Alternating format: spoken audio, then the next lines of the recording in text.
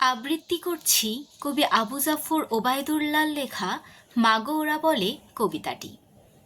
কুমড়ো ফুলে ফুলে নুয়ে পড়েছে লতাটা, সজনে ডাঁটায় ভরে গেছে গাছটা, আর আমি ডালের বড়ি শুকিয়ে রেখেছি।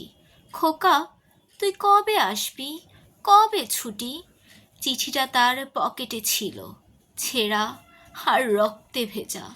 মাগো, ওরা বলে সবার কথা কেড়ে নেবে, তোমার কোলে শুয়ে গল্প শুনতে দেবে না। বলো মা, তাই কি হয়? তাই তো আমার দেরি হচ্ছে, তোমার জন্যে কথার ঝুড়ি নিয়ে তবেই না বাড়ি ফিরব।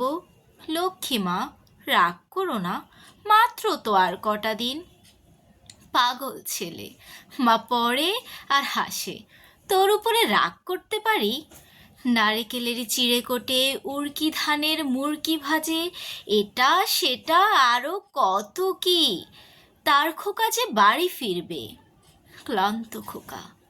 কুমড়ো ফুল শুকিয়ে গেছে, ঝরে পড়েছে ডাঁটা, পুইলতাটা নেতানো।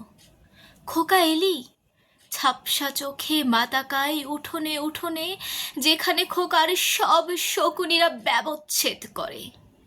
এখন মার চোখে চৈত্রের রোদ পুড়িয়ে দেয় শকুনিদের।